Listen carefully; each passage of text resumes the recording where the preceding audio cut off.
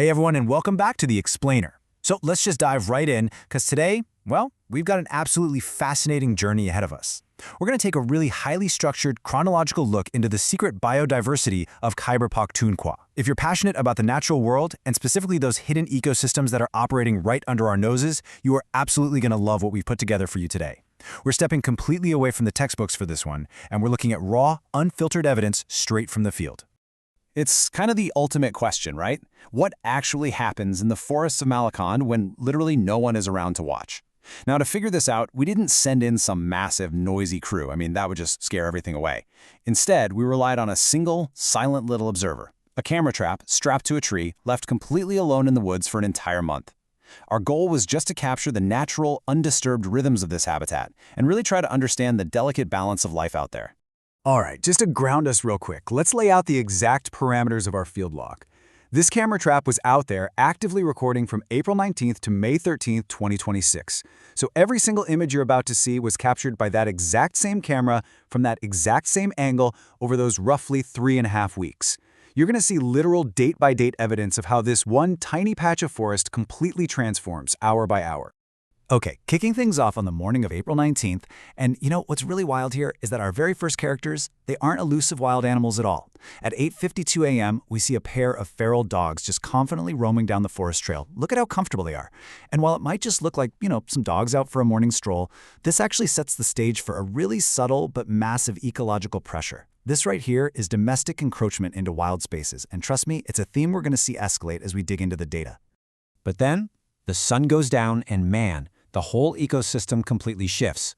Let's jump to the nights of April 20th and 21st, deep in the dark. The feral dogs are long gone and the native foragers take over. We've got these crystal clear infrared shots of a wild boar. Notice how comfortably this big guy navigates the dark, just rooting around for food. It's a brilliant illustration of the forest's night shift. Without the daytime heat or those roaming domestic dogs, native species like this boar finally feel secure enough to claim the trail. Now, daylight survival, that is a totally different ballgame for the native wildlife. Fast forward a bit to the morning of April 22nd, we catch a native hare navigating that exact same patch of dirt. But just look at its posture compared to the dogs or the boar. Its ears are pinned straight up, its body is super tense. I mean, this little guy is on exceptionally high alert. He knows exactly what kind of predators share his home, and he is moving with so much caution. Every single step out there in the daylight is a calculated risk for sure. And honestly, that hare is totally right to be cautious. Check this out. Fast forward to April 25th at about 1 in the morning. Do you see those glowing eyes? That is a small wildcat, a native predator that is flawlessly adapted to hunting out here. It's using the pitch black as its cover, stalking the literal exact same trails we just saw that hare using during the day. It's just a really powerful reminder of Malakand's hidden predatory network, a network that is wide awake and hunting while the rest of the world is fast asleep. Out here, survival is literally about speed, and this next find proves exactly that. On the morning of April 28th, our camera got triggered twice, back to back, catching nothing but these crazy, phantom-like dawn blurs. Whatever was moving past that lens was going so incredibly fast to avoid detection that even a high-speed motion sensor could barely freeze it in time. Honestly, we'd give him a speeding ticket, but we aren't even sure who to write it out to. It just goes to show how rapid the pace of survival truly is. You hesitate for a second out there and you're either caught or you go hungry. All right, moving into early May, the rock's resident cast. So as we get into May, we start seeing these real territorial routines forming around this one prominent rock in the frame. It really builds a cool picture of a shared habitat. On one hand, you've got May 2nd, around 6 p.m., a golden jackal standing proudly right behind the rock, surveying its turf in the fading daylight. Then, look at the exact same spot on the night of May 3rd. The jackal's gone, and a huge porcupine has taken over. It's like they're time-sharing this prime piece of real estate, you know?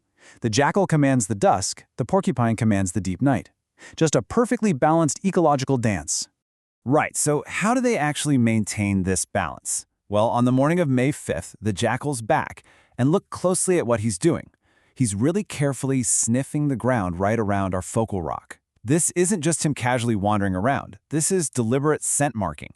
He's basically reading the olfactory ruse left by other animals overnight and leaving his own. It's how these native animals establish their boundaries and say, hey, this path is undeniably wild territory. But, those boundaries really only last until the sun goes down. Literally just 13 hours after the jackal was marking up the trail, the night shift comes back. At 9:16 p.m. that very same day, this massive porcupine just ambles straight past the camera, completely reclaiming the spot. All that daytime posturing by the jackal is just put on pause as the nocturnal foragers take back the forest floor. It's such a beautifully consistent cycle. And I love this next part because it shows this isn't just some static, predictable environment. It is vibrantly alive.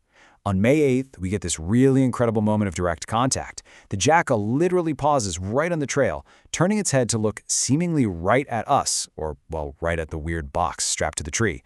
It's just a wonderful little moment that brings this whole hidden ecosystem to life, reminding us that we're looking at highly intelligent, highly aware creatures that are paying very close attention to everything in their space. Okay, but then May 9th hits, and we witness a really critical pivot. Remember the jackal's rock? Take a look at who's standing on it now.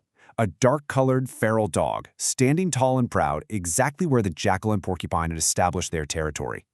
I mean, this is a jarring visual clash of habitats. The domestic world has officially penetrated deep into those wild routines we've been tracking for weeks now. Which actually brings us to the core conservation lesson of this whole explainer. This isn't just a random picture of a dog. This is real-time ecological pressure happening right in front of us. When feral dogs start encroaching on spaces that are vital to native species, like our jackals, boars, and porcupines, it becomes a critical threat to the local biodiversity. Why? Well, first off, it creates direct competition. Native wildlife is suddenly forced to compete with domestic animals for space. Secondly, it leads to disrupted foraging patterns. If a pack of dogs claims a trail, those native animals have to burn precious extra energy just trying to find new, safe routes. And finally, disease transmission risks. Feral dogs can introduce viruses into these wild populations that they have absolutely zero natural immunity against. It's a huge deal. But despite all of that intense pressure, the final days of our camera log showed just this sheer, stubborn resilience of the Malakand ecosystem.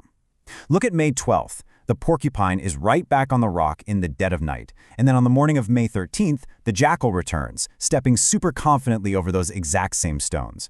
They are not giving up their home. They're enduring the encroachment and fighting to maintain their ancient routines no matter what. And I think that leaves us with a really powerful thought to end on today. Over the last month, through the lens of just one single camera trap, we've seen exactly who calls the hidden forests of Malakand home. We've seen the delicate balance between the day shift and the night shift, and we've seen the very real, creeping threat of domestic encroachment. So the big question isn't really about what's out there anymore.